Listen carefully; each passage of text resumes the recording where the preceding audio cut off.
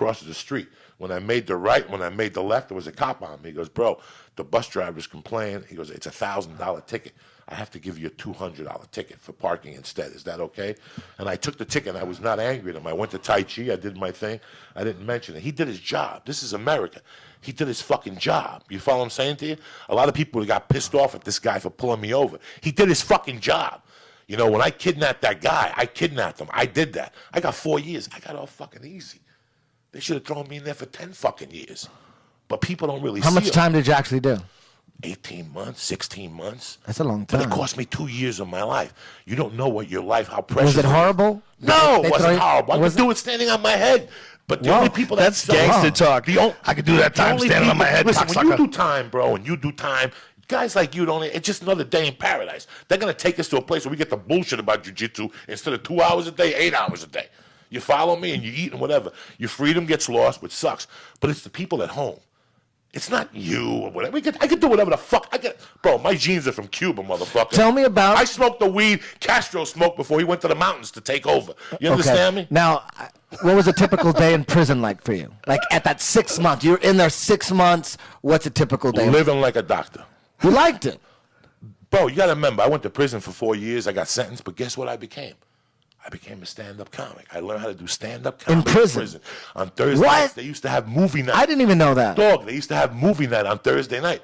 So the projector would always fuck up, like Ustream. It would always fuck up. Joey, talking to the microphone. It would always fuck up. So on Thursdays, the people just jokingly, I would always go, what the fuck is wrong with the projector? And everybody would say, Cuba, get up there and talk. So I would go up there on Thursday nights. It was, it was 200 people, and like 100 of them were black. So they go, Cuba, go up there and talk. And I would make fun of the black guys. And like what would you say? You know, we'd make fun of the kitchen. You know, like the fucking kitchen. This is the beginnings of your stand-up career. The beginning of my stand-up. What'd you say? You know, we used to make fun of. I used to be. That's how the movie starts. Bro, the first day in prison, they made me a baker. You know, you don't tell people what you want. It's like Cuba. Like, yeah, on the outside I was a mechanic. Really? Well, in here you're a baker. You know what I'm saying? Here's a book. Learn how to make bagels. And I made these cinnamon rolls, dog, that almost blew up the kitchen. Right? These motherfuckers were big. So that afternoon they fired me as a baker, and they made me a fucking dishwasher and a stockroom clerk. Right? So I was a dishwasher and a stockroom clerk. And whenever they had shitty meals, the guys I knew when they were going through the line, I would yell, "Don't do it." So I would go, "Don't do it." How often were the meals bad? 3 times a week. But it didn't matter because at lunchtime, I was allowed to go to the store for 15 minutes. I worked it out where I had to drive to take garbage out, so I would go to the store for 15 minutes. Not only that, I would call in my order at the Chinese restaurant, so it would be ready by the time I got there. So I would go back to the prison with Chinese food and groceries. That's how strong I was in there. Plus, dog, I didn't fuck around in there. Plus, they were doing steroids and selling drugs. In prison? Please, like a motherfucker. Fuck. So I was in the stockroom clerk, so they had to pay me rent. So because they never inspected the stockroom. You stocked the I would roids. say to you, yeah, I'll hold your roids, but you got to give me. Oh my You got to give me $3. You know what I'm saying? $3. It's all about dollars. You got to give me some cigarettes. So I had roids, cigarettes, I had pills in there. They weren't mine. They just belonged to other people, but you put them under pallets. So I would give them a key whenever they needed to go take shit out. So you were the connection. I was the holder. Plus, how did they get the steroids in? Somebody had to put it up their ass? Yeah, whatever. I don't know. They got a bag. I don't know. I never asked. Could you imagine shooting a steroid into your body that somebody had up his ass? How did they smuggle it in again? Up their ass. Then they put it where? They're contact visits. Right. What you do is you take your fucking kid and you fill his pockets with the yum-yums, and while you're making out with your husband, you say, "You want to see the kid?" And you pass the kid to the husband, and he takes the drugs out, then he gives you back the ugly kid. Man, that makes me so. That's how Henry Hill did it. That's how they do it. Same shit. Bro, there's more drugs on the inside than there was on the outside. And to boot, this was a minimum security camp. We had contact visits. When you have a contact visit, there's parties every night. You know what I'm saying? These motherfuckers, that's the first time I did it. No, I was like the second time I did heroin was in prison. And I couldn't do a needle. So the Mexicans took a Mexican thing of heroin, melted it, and I had to put like a funnel in my nose made out of paper, and they dripped it in my nose.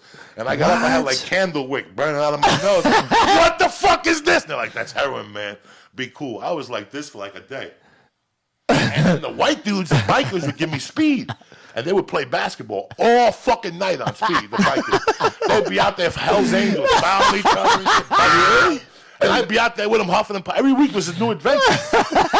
I did every drug, but the drug of every. This is crazy. This You is had a crazy. great time in college.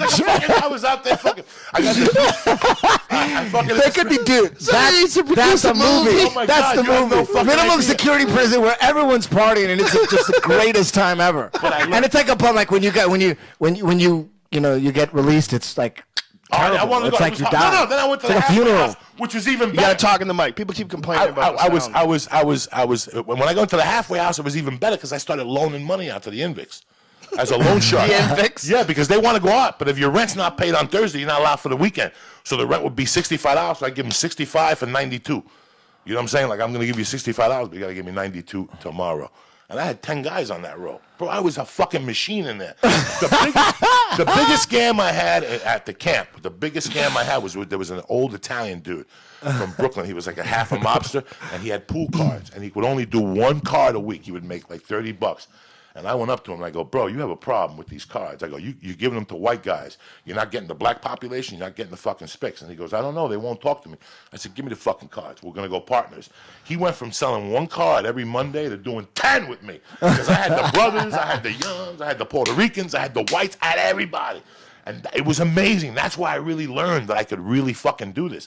So on Thursday nights, they would say, Cuba, fuck the movie. Just go up there and talk about the kitchen. And they would all the yams would yell, don't do it. It was hysterical. It was fucking hysterical. I would just talk about that. And then I had this one crazy black guy. This guy was Anton Spencer. His name was Spencer Antoine from New Orleans. And he was crazy. And he told me that he was in there for 8 years for involuntary manslaughter. And he was my mentor. That was my dog, Jack.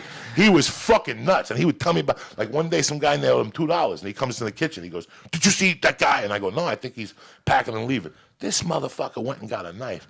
He got him at the gate. The guy was getting out of jail. He's like, motherfucker, you better give him my $2. I was blown away. I'm like, this guy was old. And his parents and family had money. They had like the best attorney from, bro, this guy killed somebody with his hands, and he got 8 years. Wow. Beat a black guy in L.A., downtown L.A., because I was in a federal place. He beat him with his fucking hands and got 8 years.